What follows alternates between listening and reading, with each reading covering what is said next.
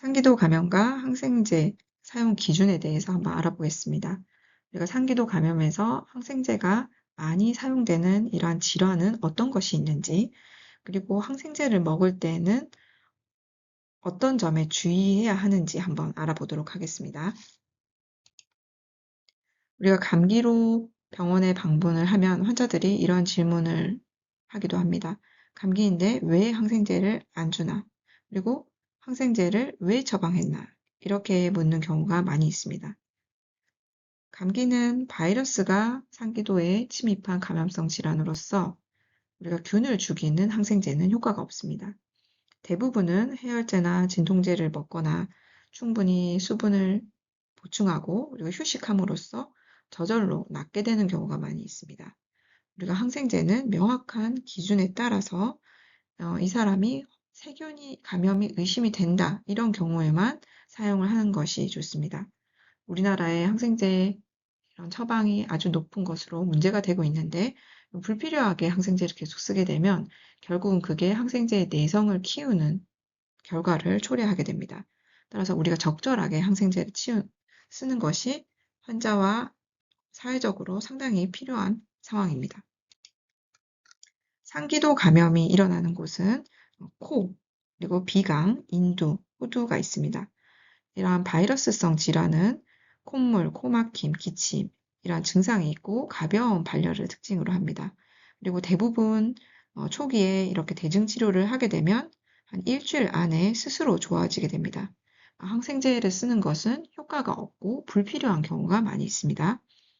반면 이제 세균 감염은 증상이 일주일 이상, 열흘 이상 계속 지속이 됩니다.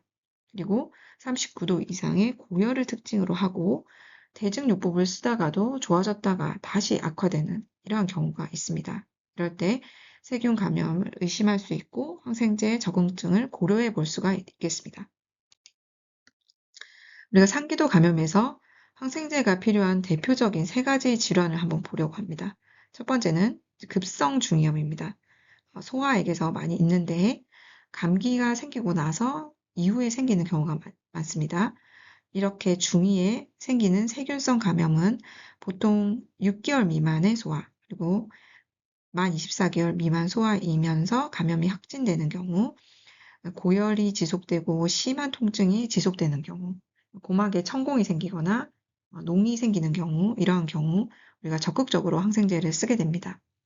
그리고 항생제는 보통 일주일, 열흘까지도 치료를 하게 됩니다.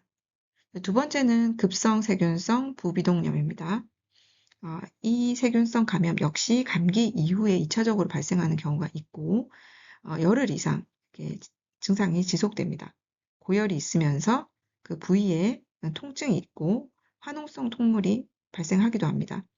대증요법을 써서 증상이 좋아졌다가 다시 악화되는 경향이 있습니다.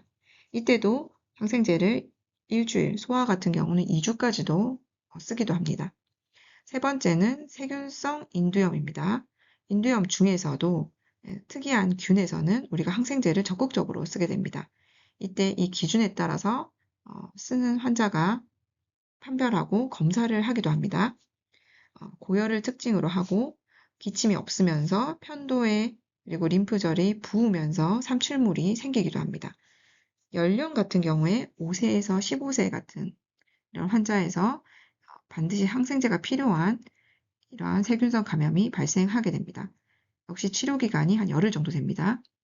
상기도에서 우리가 항생제에 필요한 이러한 대표적 질환은 보통 항생제가 일주일에서 열흘까지 쓰게 되는 경우가 있습니다. 바이러스성 질환인 경우에는 경미한 증상과 경미한 발열, 그리고 5일, 일주일 이내 나아지는 특징이 있고 항생제가 꼭 필요한 경우는 세균 감염이 의심되는 경우로 증상이 열흘 이상 지속되고 악화되고 그리고 고열이 생기면서 통증이 있는 경우가 많이 있습니다. 상기도 바이러스 감염인 감기는 항생제가 불필요하거나 효과가 없습니다. 감기는 보통 일주일 이내에 대증요법으로서 자연적으로 좋아집니다. 하지만 다음 증상이 있으면 병원으로 가는 것이 좋겠습니다. 증상이 3일이 지나도 더 호전되지 않고 오히려 악화되거나 아니면 열흘 이상 감기 관련된 증상이 계속되거나 아니면 고열이 지속되는 경우입니다. 이때는 세균성 감염을 의심하고 항생제를 처방하게 되는 경우가 있습니다. 항생제를 복용할 때 주의할 점을 알아보겠습니다. 처방받은 약은 끝까지 복용을 하는 것이 좋습니다. 그리고 정해진 기간에 복용하고 다시 병원을 방문해서 처방이 더 필요한지 처방 기간을 준수하는 것이 좋겠습니다. 약을 먹은 적이 있고 알레르기에 경험이 있다면 반드시 그 약의 이름을 알고 의료진이나 약사에게 그것을 알려주는 것이 좋겠습니다.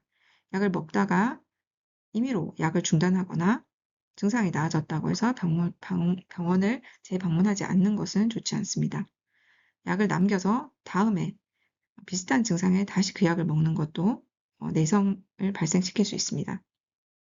알레르기가 있을 때는 약 이름을 반드시 알고 알레르기가 언제 발생했는지, 약을 먹고 바로 발생했는지, 하루 이틀 이후에 발진이나 가려움이 있었는지 이러한 시간을 알아두는 것이 상당히 중요합니다. 그래서 다음에 그 알러지 반응에 대해서도 약을 먹고 발생한 시점까지 이름과 함께 의료기관과 약국을 상담을 하는 것이 좋겠습니다. 상기도 감염에서 항생제는 세균성 감염이라고 판단되는 명확한 기준이 있을 때 사용을 해야 합니다. 감기는 바이러스 질환이기 때문에 대부분은 항생제가 불필요하고 시간이 지나서 대증치료만 하게 돼도 자연적으로 낫게 되는 경우가 많이 있습니다. 항생제가 필요한 상기도 감염의 대표적인 질환은 급성 중이염, 급성 세균성 부비동염, 세균성 인두염이 있습니다. 열흘 이상 증상이 지속되거나 악화될 때 그리고 39도 이상 고열이 있을 때는 보통 세균 감염을 의심하고 처방을 받게 되는 경우가 있습니다.